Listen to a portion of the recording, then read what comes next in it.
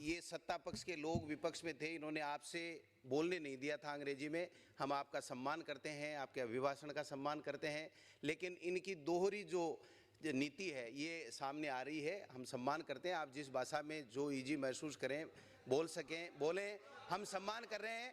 लेकिन आपने तो महामहिम को बोलने भी नहीं दिया था। आपने तो महामहिम का अभिभाषण टेबल कराया था, फिर भी हम सम्मान करते हैं। महामहिम महोदय, हम सम्मान करते हैं, आप जिस लैंग्वेज में चाहे बोलें, लेकिन आपने तो इनको महामहिम महोदया को बोलने भी नहीं दिया था।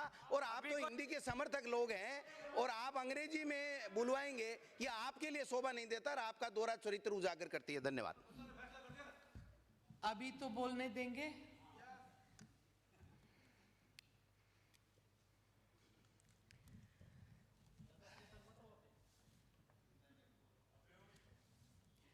माननीय अध्यक्ष एवं सदस्यगण, विधानसभा के प्रथम सत्र में आपको संबोधित करते हुए मुझे अत्यंत हर्ष हो रहा है।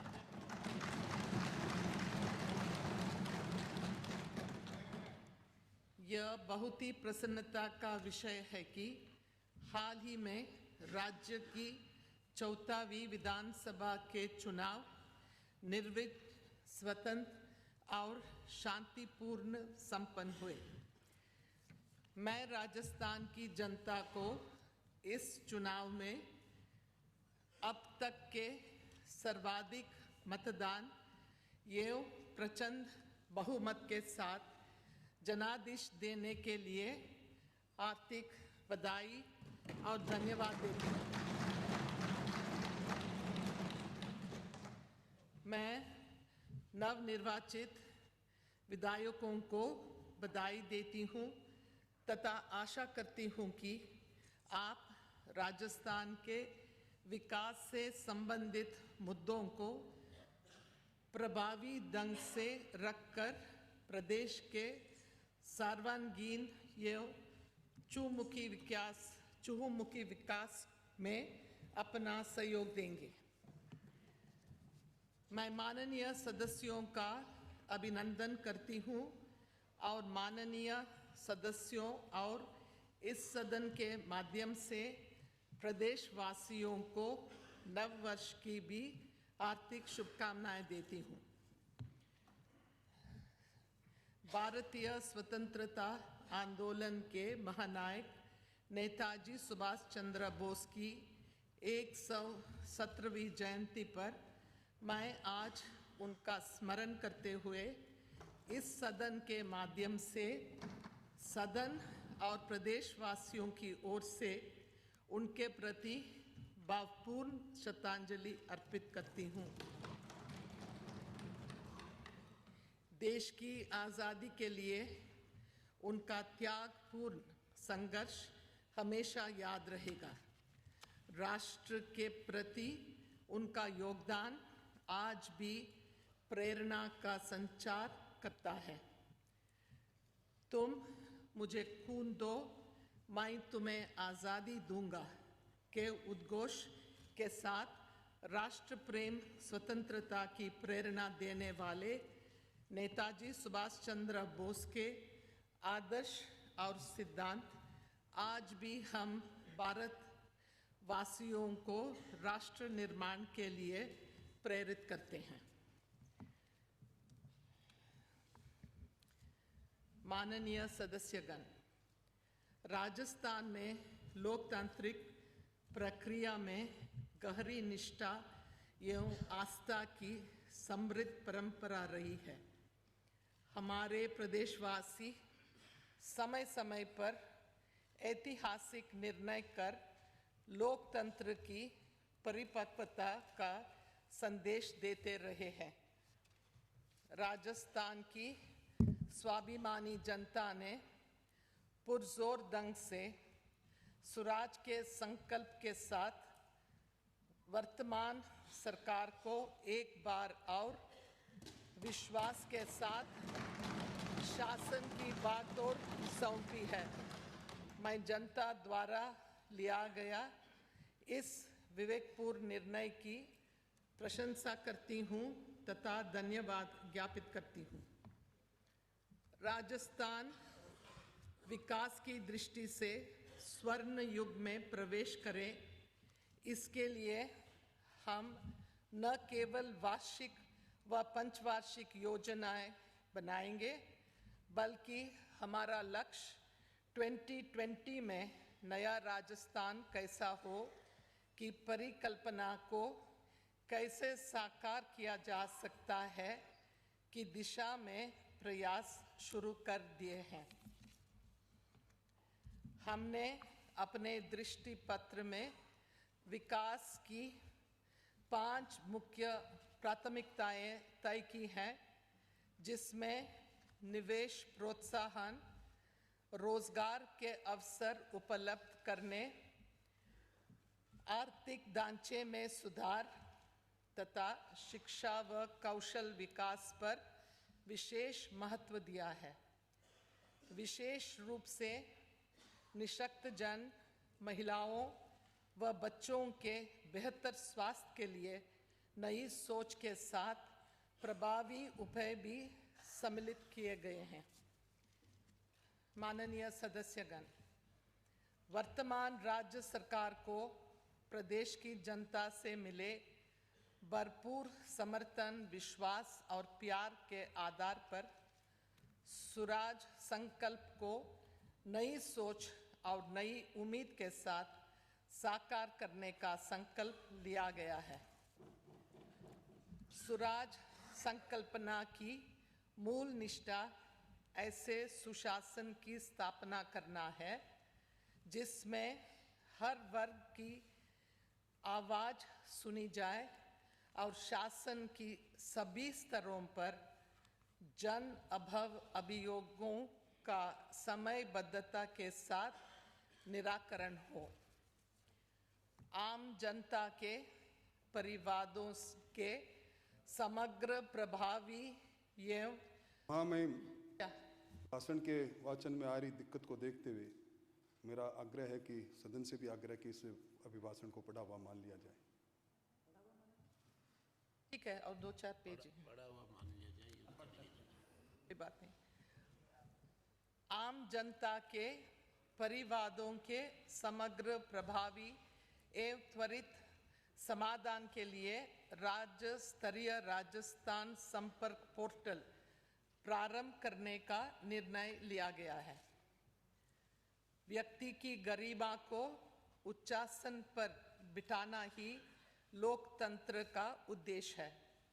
लोक कल्याणकारी राज्य के रूप में सरकार इस उद्देश्य की प्राप्ति को अपना सर्वोपरि कर्तव्य मानती है। राज्य सरकार का लक्ष्य एक ऐसे नए राजस्थान का निर्माण करना है जो पूर्ण रूप से सबल और स्वावलंबी हो।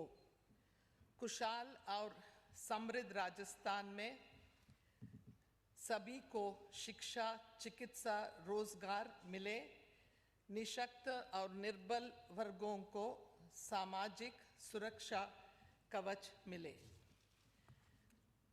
महिलाओं को सुरक्षा के साथ सामाजिक और आर्थिक उत्थान के अवसर मिले और युवा कौशल विकास से आत्मनिर्भर बनेंगे, तभी हमारा स्वराज संकल्प का सपना साकार होगा।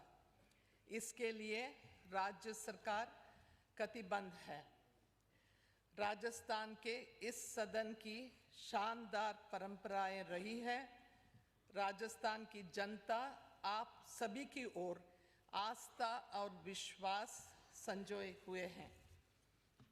मैं चाहती हूँ आप इस सदन में प्रदेश के सर्वांगीण विकास और जन साधारण के कल्याण से जुड़े बुनियादी मुद्दों पर गहन चिंतन मनन के साथ परस्पर विचार विमर्श कर बिना मनभेद के महत्वदायी सुझाव देंगे, जिससे लोकहित की नीतियां और कार्यक्रम बनाने में मदद मिल सके।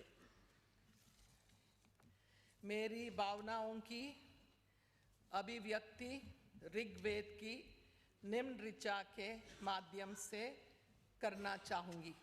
इसका हिंदी में अनुवाद है। हमारी मंत्रणा में, समितियों, विचारों में और चिंतन में समानता हो, सद्भावना हो, विषमता और दुर्भावना न हो। जय हिंद।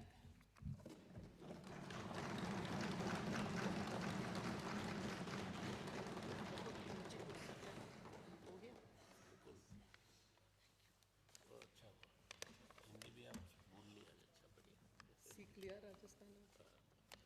चले ये नहीं।